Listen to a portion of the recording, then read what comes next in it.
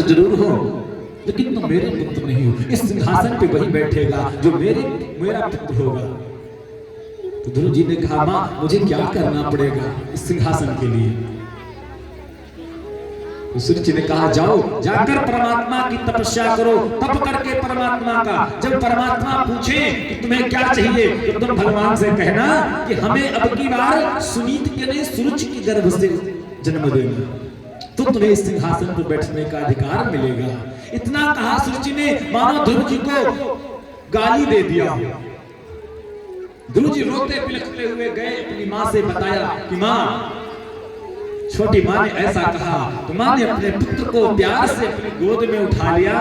गोद में उठा कहने लगी, अरे पुत्र, मैंने तो तुम्हें अपने पिता का परिचय नहीं दिला पाई, लेकिन तुम्हारी छोटी माँ ने तुमको जगत पिता का परिचय दे दिया। जाओ बेटा, अपने उस जगत पिता को ढूंढ लो। संसार में जब उसको ढूंढ लोगे तो सारा संसार तुम्हारे चरणों में होगा। गरल सुधारी पुकारहि मिताई, गरल सुधारी पुकारहि मिताई, गरल सुधारी पुकारहि मिताई, गरल सुधारी पुकारहि मिताई। गोपद सिंधु अनल से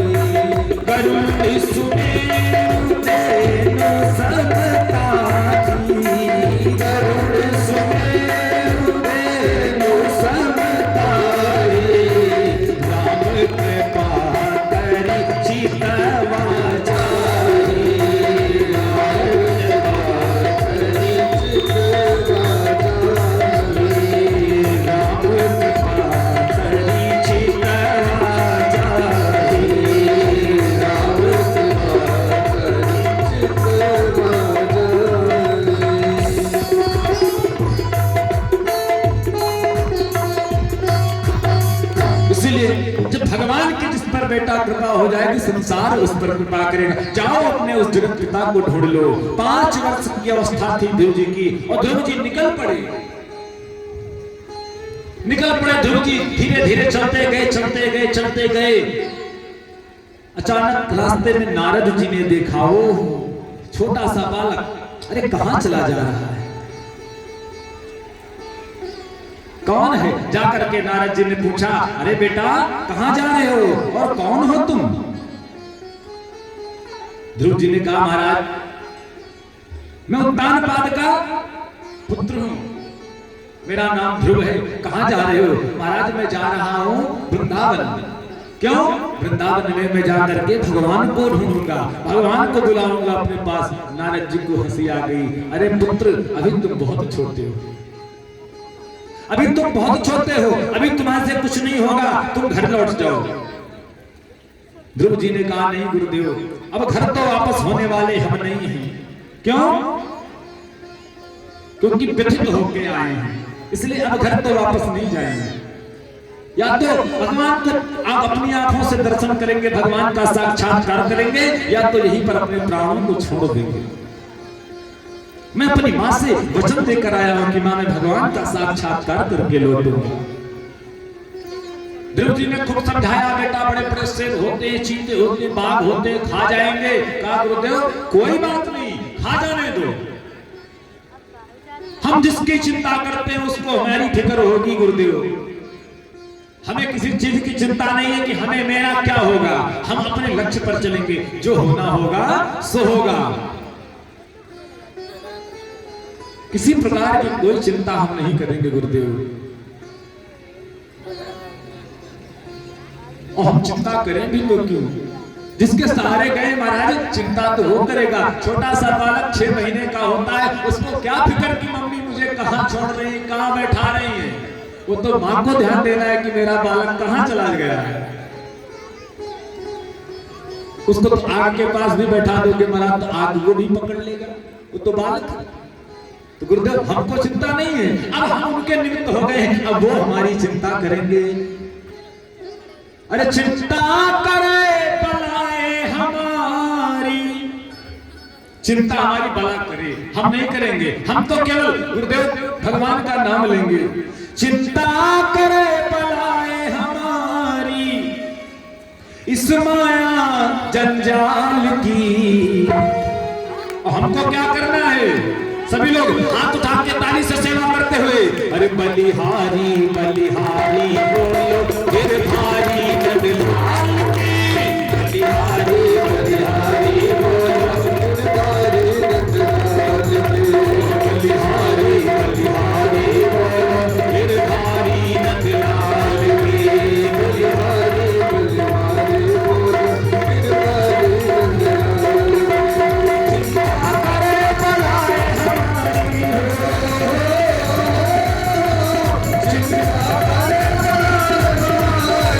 बलिहारी बोलो गिरधारी नंदलाल की।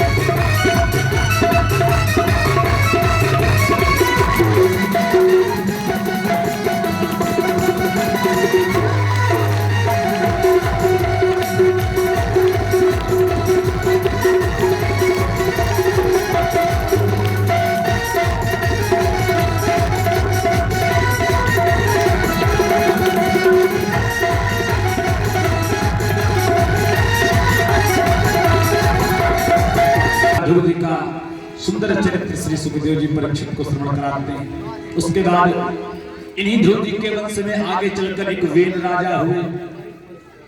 वेन राजा बड़ा हिम्मत कर सकता, कोई कुछ नहीं कर सकता। अगर किसी को कुछ करना है तो मेरे नाम से करो, वेनाय स्वाहा। वेन के नाम से, नाम था वेन, मेरे नाम से सब कुछ करो। संतों को बड़ा बुरा लगा, अरे बहुत दुष्ट है, इसको समझाना पड़ेगा, इसको सुधारना पड़ेगा। संत गए, जाकर के संतों ने फटकार लगाई, डांटा। सो महाराज ऐसी फटकार लगाई कि सिंहासन से नीचे गिर गया और गिरते ही उसका प्राण चले गए। अब संत विचार करने लगे, अब क्या करें, हम तो सुधारने आए थे तो सुधार गया, पूरा सुधर गया।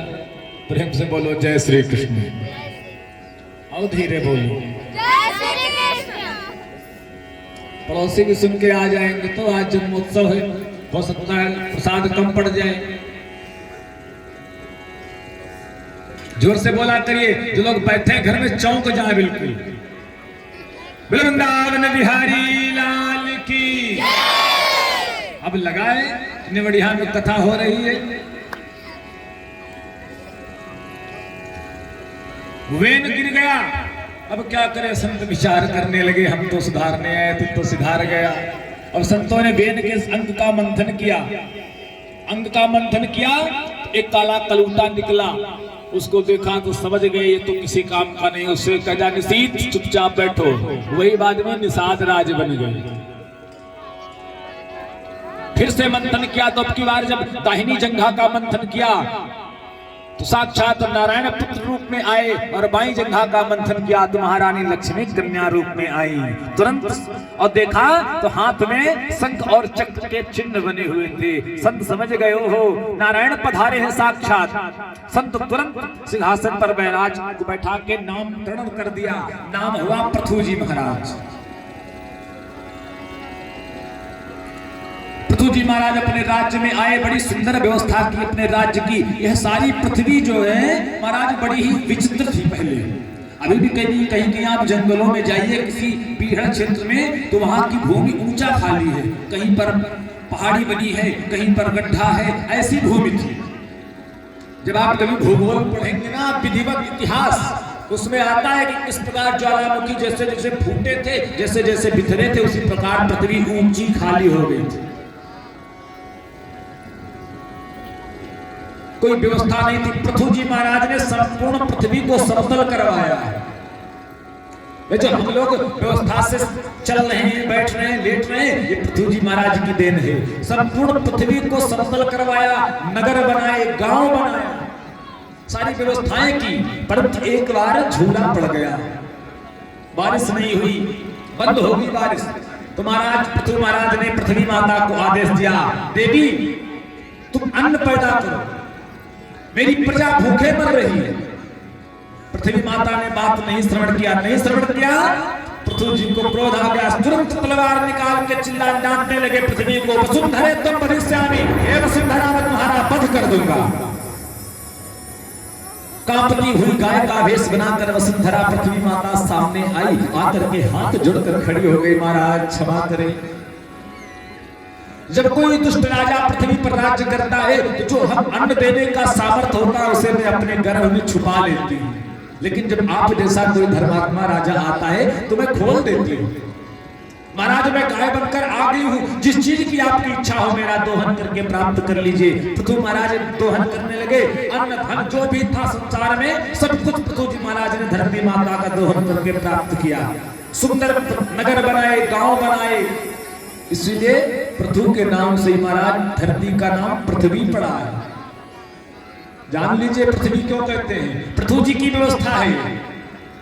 इन्हीं पृथु जी के वंश में आगे चलकर अनेक प्रकार के राजा हुए। भरत जी महाराज हुए, जो एक मृग के मोह में फंस गए तो दूसरा जन्म महाराज मृग का हो गया, फिर तीसरा जन्म फिर मनुष्य का हुआ। बड़ी विचित्र कथाएं हैं। उसके बाद परीक्षित कहते हैं, गुरुदेव मुझे भूगोल का ज्ञान कुछ प्रदान करेंगे। सुखदेव जी कहते हैं, सुनो परीक्षित, पृथ्वी के नीचे 7 लोग हैं, पृथ्वी के ऊपर 7 लोग हैं। पृथ्वी के ऊपर भू, भुवा, स्वः, महा, जना, तपा, सत्य, 7 ऊपर है, 7 नीचे। पृथ्वी पर हम लोग हैं। पृथ्वी के नीचे अतल, वितल, सुतल, तलातल, महातल, रसातल, सबसे नीचे पाताल। इसलिए जब कभी हम बोरिंग होती है तो देखो उसमें जमी मिलती रहती है, पथरीला इलाका मिले, फिर कहेंगे अब पानी आ रहा है। ये वही अतल, वितल, सुतल, तलातल, महातल, रसातल, पाताल। पाताल सबसे नीचे है। संपूर्ण दूरी पृथ्वी से, सूर्य से लेकर पाताल तक की दूरी 50 करोड़ योजन की। अब आप गूगल पे डाल के चेक कर लेना कि ये योजन कितने का होता है, 50 योजन कितने लंबाई होगी।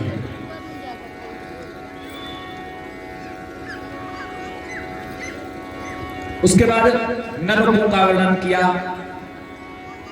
व्यक्ति जब पाप कर्म करता है तो उसे किस प्रकार नरक में जाना पड़ता है।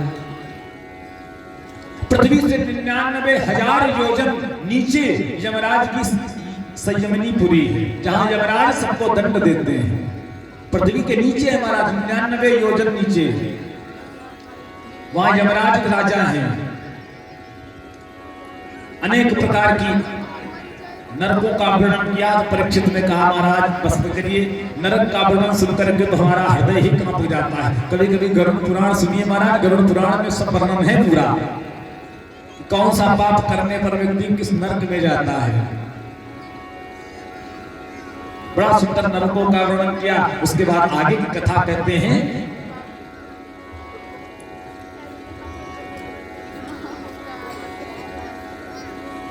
एक कन्नौज क्षेत्र में एक ब्राह्मण रहता था, बड़ा ही वेद पाठी ब्राह्मण था, वेद का पढ़ने वाला था, बड़ा ही कर्मनिष्ठ धर्मनिष्ठ था। एक बार जंगल में किसी शूद्र को किसी वेश्या में रत देखा तो मन विह्वल हो गया, मन विचलित हो गया, तुरंत उसी के साथ विवाह करके चला गया। समय आने पर महाराज नवपुत्र हुए, नाम था अजामिल।